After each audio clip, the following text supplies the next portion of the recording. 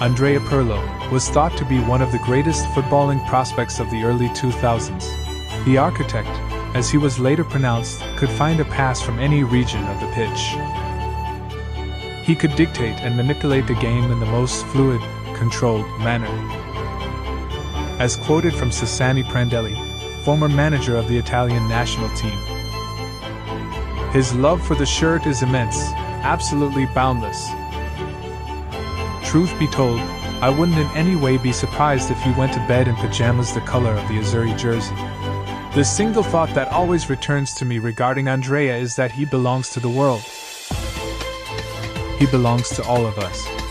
And it should be the same with this story, a piece taken from Pirlo's self-titled autobiography, I Think, Therefore I Play. It is an interesting take on Andrea's time at Milan, alongside teammate and friend Alessandro Nesta, on the importance of PlayStation, transfer talks with Barcelona, and the time they nearly kidnapped Pep Guardiola. Hi everybody, it's the classic contest in Spain. It's Barcelona against Real Madrid. I'm Martin Tyler, and this is Andy Gray. After the wheel, the PlayStation is the best invention of all time.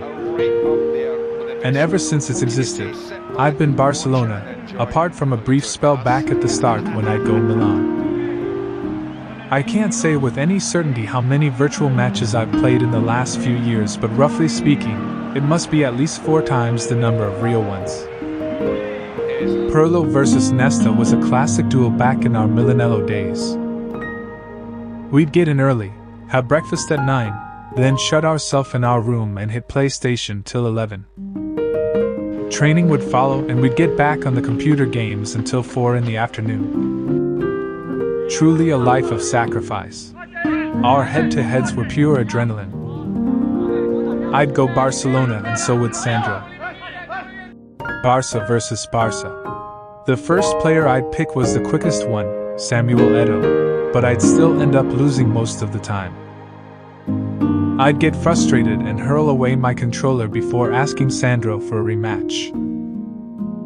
And then I'd lose again. It's not like I could use the excuse that his coach was better than mine. It was Pep Guardiola for him and Pep Guardiola for me. At least in terms of managers, we were out on level footing. One day we thought about kidnapping him. The flesh and bones, the real-life version. To avoid constantly falling out, we'd have needed to saw him in two when we got back to Italy, and that wouldn't have been a very good idea. How the poor thing would have suffered. It was August the 25th, 2010, and Pirlo was with Milan at the new camp for a pre-season tournament, the final of the Joan Gamper Trophy. A historically friendly affair inaugurated by Joan Gamper's successor, Enrique Laudet, in 1966. Barcelona were hoping to avenge their narrow defeat to Man City in the final the previous year, and did so under David Villa, who opened the scoring within 50 minutes. Manages to get the cross in, and waiting on the near post, David Villa gets his first goal in the Barcelona shirt.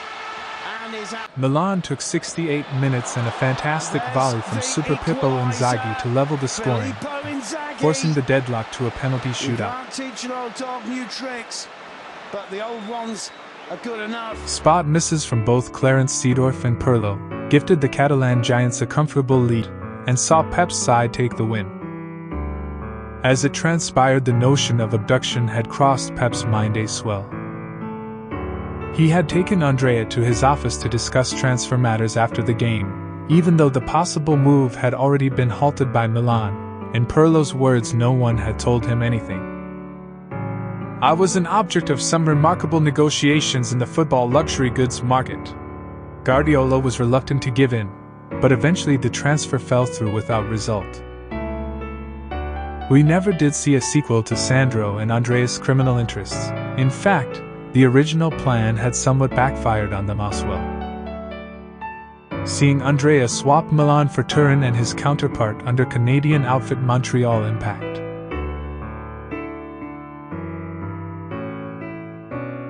A Pirlo-less Guardiola, however, went on to win a collection of European titles in comfortable fashion, securing his name in rivalry with the best.